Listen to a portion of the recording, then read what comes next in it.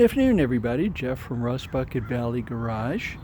We are working on the frame this afternoon.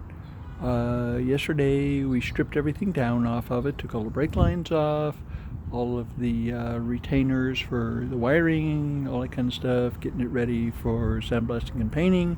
So we got it sandblasted yesterday. We put the first coat of paint on it. One thing that we did notice is right here on the back where the rear sway bar goes.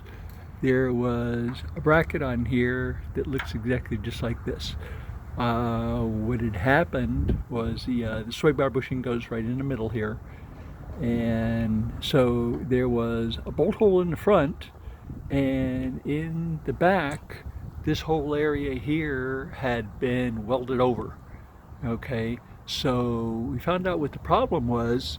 If you look up in the hole here, there is a broken bolt in it with a broken drill in it.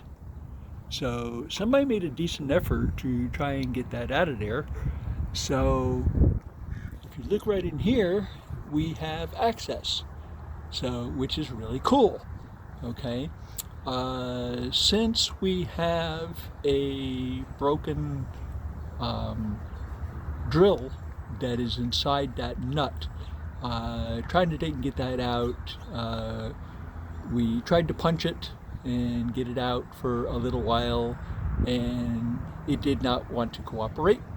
So what we did is we just removed the nut from the inside of the frame using a drift, which looks like this, and a small 5-pound sledge. So we went in there and we took the bolt out and the nut out. So we can reach in there.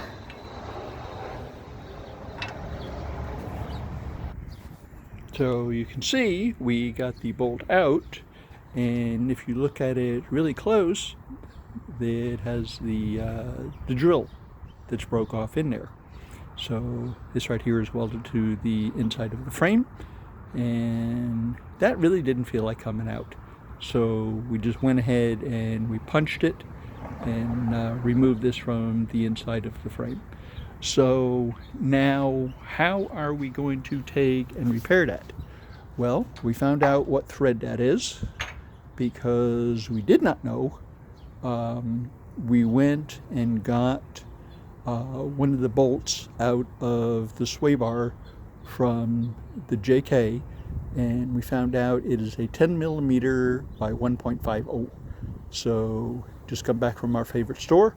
We got a couple of 10 millimeter nuts, and we will go ahead and we will reposition those in that hole, and I'll show you what we're going to do next. So it's a lucky thing that we have this this little cutout right here. Makes it really handy. We have the 10 millimeter bolt, or 10 millimeter by 1.50 bolt, and we have it captured in position. It's just finger tight. So what we're going to do is through this port right here, and also we can take and weld it from the end as well, because it's within about 12 inches of the end of the chassis. We can take and weld another bolt in there. Okay, so we'll have a fresh thread for our new installation on our JK build. So I hope this has helped you out just a little bit, and let me take and tack that in there so you can see what it looks like. So as you can see there, we went ahead and tacked the nut into place, and it's ready to go. So now we can take and move on with the painting. So it'll take us about 2 hours to take and put a coat of paint on the frame. So it'll be ready to go in the back and start getting loaded up.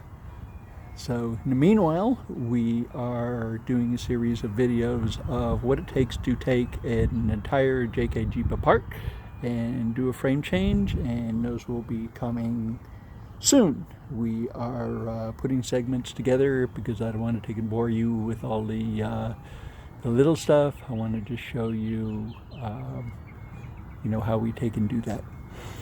So I hope you found this informative. Thank you for stopping by this wonderful afternoon here in Los Angeles. And please subscribe, hit the notification button. If you do, you will know when we do something new. Talk to you later.